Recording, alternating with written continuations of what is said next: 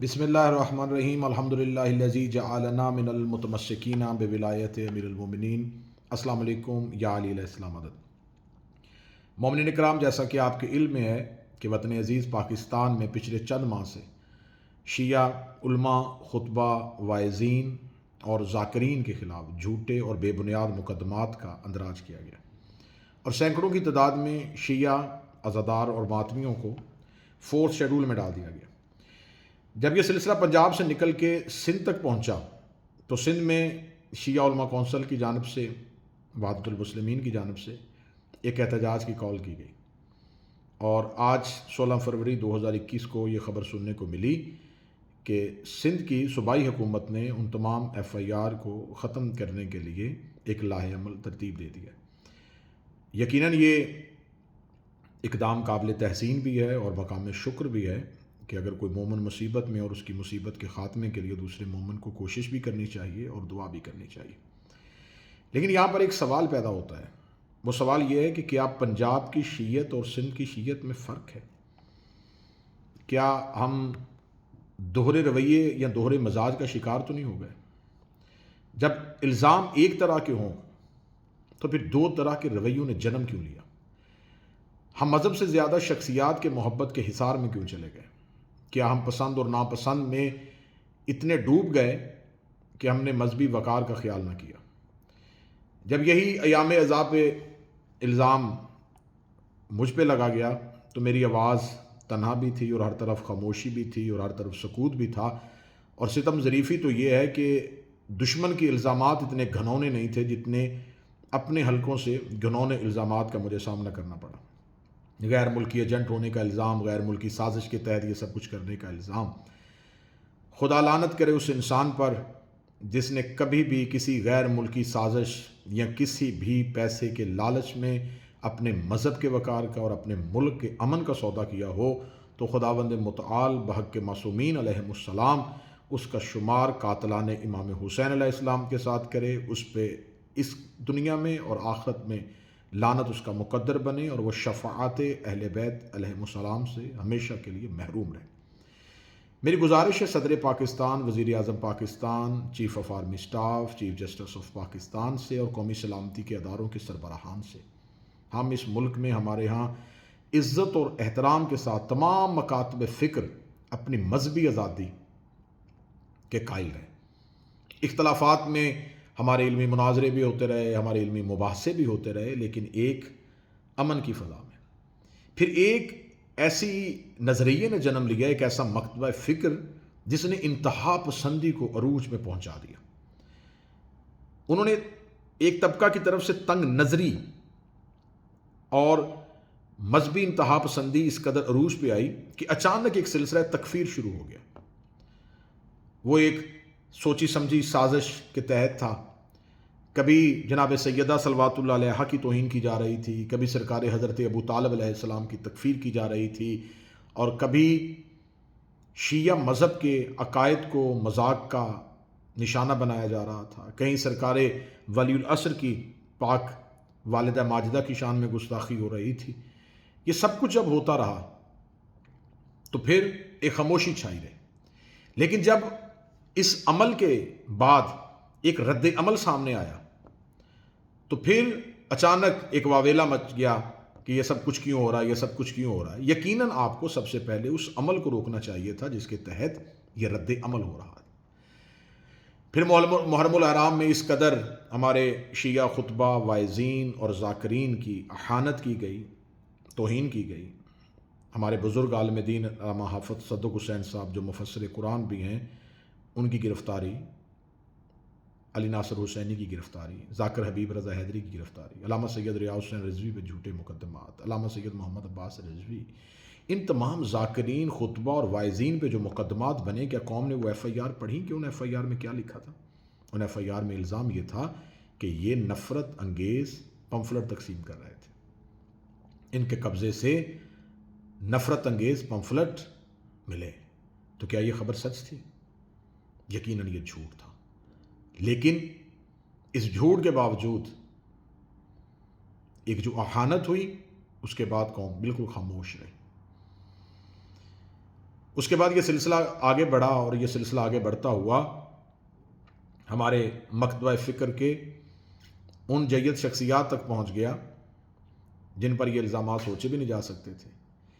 ایک ہی طرح کا جملہ، ایک ہی طرح کا فکرہ جب کوئی خطیب یا ذاکر پڑھے تو یہ سازش، وہی جملہ، وہی لفظ، وہی فکرہ اگر کوئی اور شخصیت پڑھے تو یہ مذہبی عقائد، یہ دوہرا رویہ کیوں؟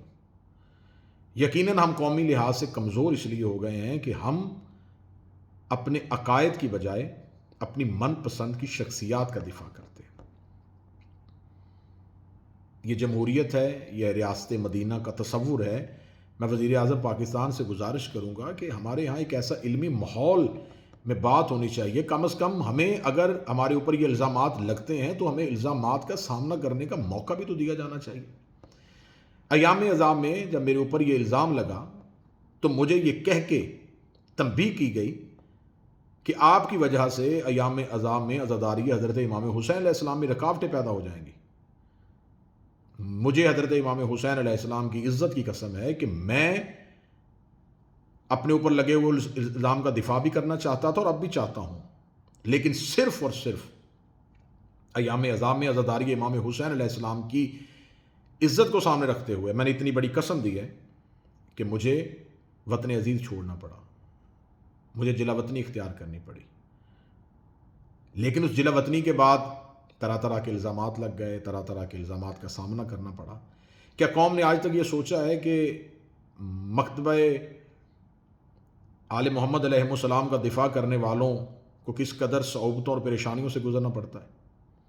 ہماری فیملی، ہمارے بچوں کو کس قدر ہراساں کیا جا رہا ہے؟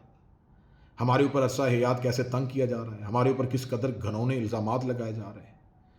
یقیناً اگر یہ سب کچھ ایسے ہی چلتا رہا تو ایک وقت آئے گا کہ ممبر سے دفاع کرنے والی آوازیں ہمیشہ کے لیے خاموش ہو جائیں گی۔ شیعہ ذاکرین پہ الزامات لگا دیے جاتے ہیں کہ یہ MI6 کے ایجنٹ ہیں، یہ کسی غیر ملکی سازش کے تحت ہے۔ میں تمام ذاکرین کی دفاع کی خاطر یہ جملہ بول رہا ہوں اور میں اپنی پوری اعتماد کے ساتھ بول رہا ہوں کہ پاکستان کے قومی سلامتی کے ادارے مکمل تحقیقات کروائیں۔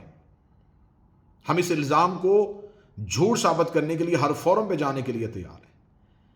ذاکرین کے جو اثاثے ہوتے ہیں، جو ان کی جائیداد ہوتی ہے، وہ امام حسین علیہ السلام کے نام پر قوم کی دی ہوئی نیاز کے ساتھ مطابقت کرتی ہے۔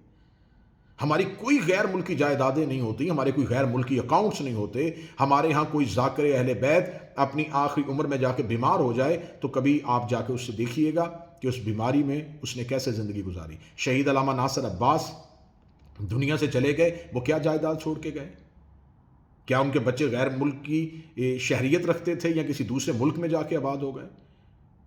شہید حق جناب علامہ فاضل حسین علوی صاحب کی فیملی جو ہے، کیا ان کی کوئی کسی دوسرے ملک کی شہریت تھی؟